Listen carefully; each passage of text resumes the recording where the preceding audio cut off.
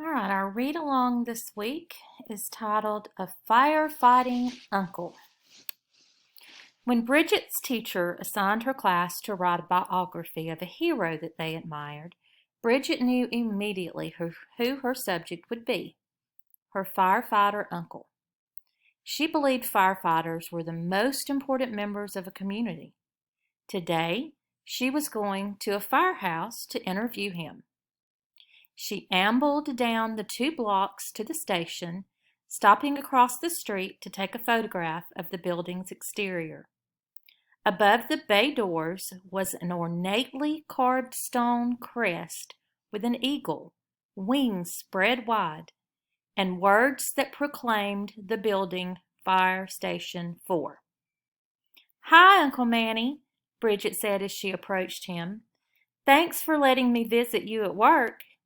"Of course," Uncle Manny said, then introduced her to everyone as he showed her around. "This is my turnout gear," he said, pointing to a coat, pants, boots, gloves, and helmet. He held the jacket out to her. "Want to try it on?" Bridget grinned and nodded, but she didn't have it on for long before removing it to alleviate the weight on her back and shoulders. "Wow," she said, "that's heavier than I expected." She fanned her face. "And hot." Her uncle laughed. "The heat inside a burning building is unrelenting and intense. The jacket can make things even more stifling, but every part of our gear is important in helping us to keep safe. The jacket helps protect us from fire, the helmet from falling debris, the boots from broken glass. There are more hazards in a fire than just flames and smoke." Bridget took notes as her uncle talked. Then she asked about a typical day and wrote down his answer. "I read somewhere that a lot of house fires can be prevented. Is this true?" "Unfortunately, yes," Uncle Manny said, frowning. "A lot of house fires start because someone puts something on the stove, walks away, gets distracted, and forgets all about it. This is easy to prevent by just staying by the stove when you cook. Also, in the winter, heating is a major cause of fires.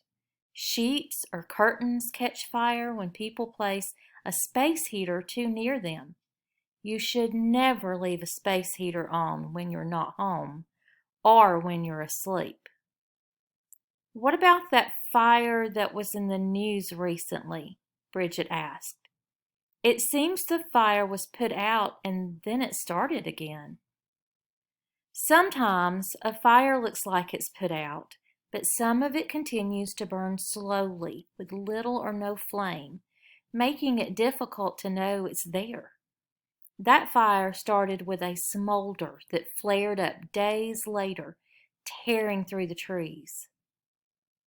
"What do you find most rewarding about being a firefighter?" Bridget asked. "The satisfaction I feel helping out the community," Uncle Manny said. "They're my friends and neighbors, you know." Bridget nodded.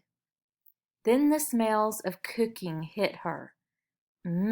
Smells like lunch." Bridget ended her interview and went with her uncle to enjoy lunch with the other firefighters.